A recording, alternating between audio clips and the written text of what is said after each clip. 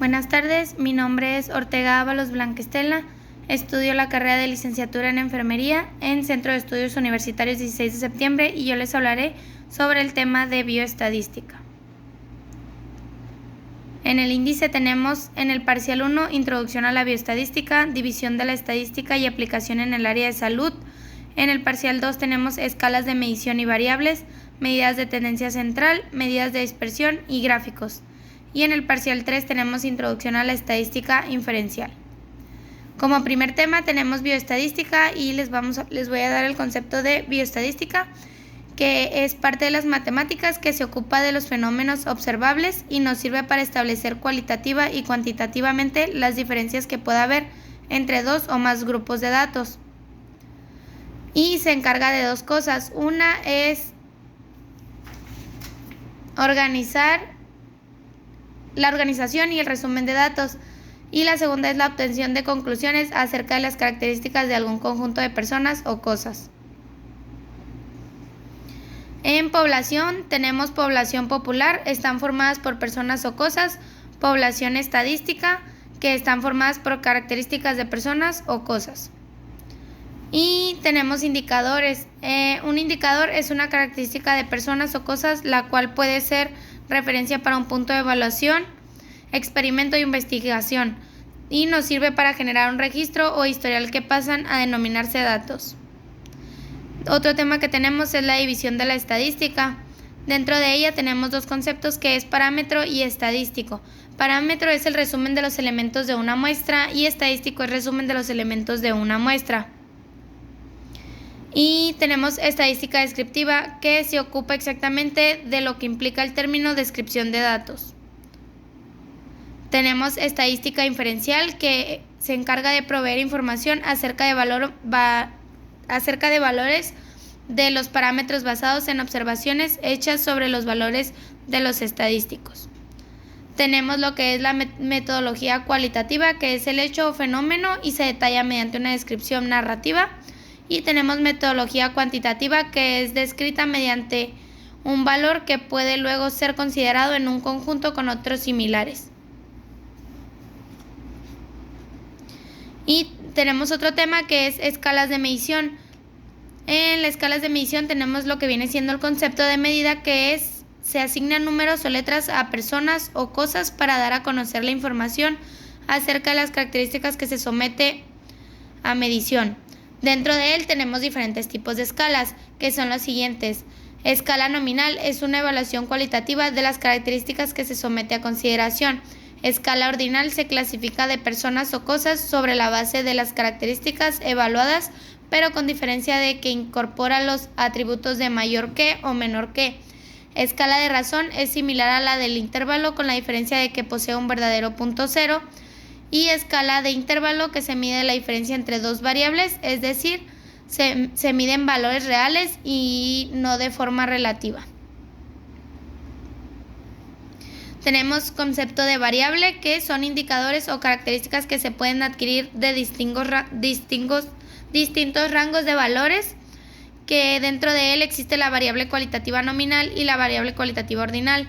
La nominal se obtiene de una clasificación en el colectivo estudio, sea muestra o sea población, y la ordinal es para saber el mayor o el menor valor.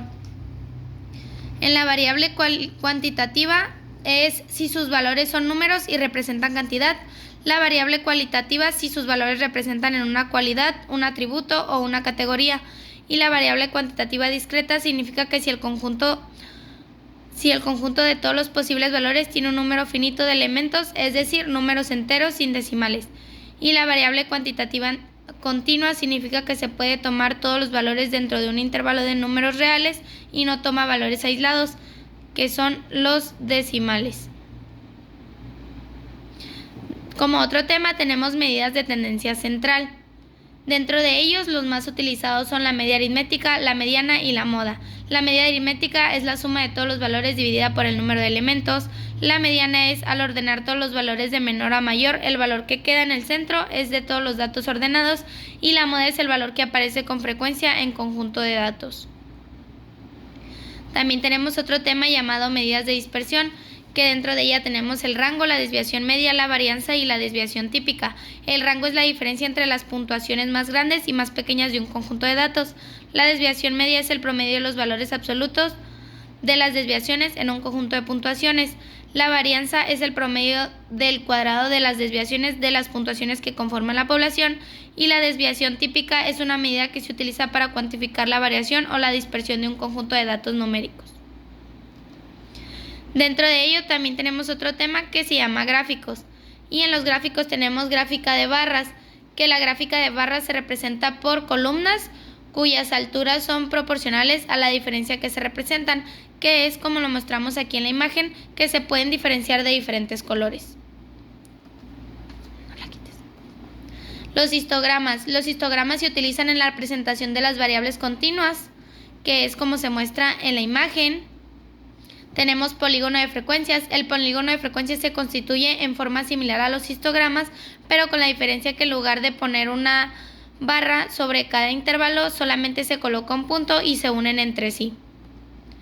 Y la gráfica de pastel se divide el círculo por colores y se representa de forma que cada área sea proporcional a la frecuencia y a los datos proporcionados.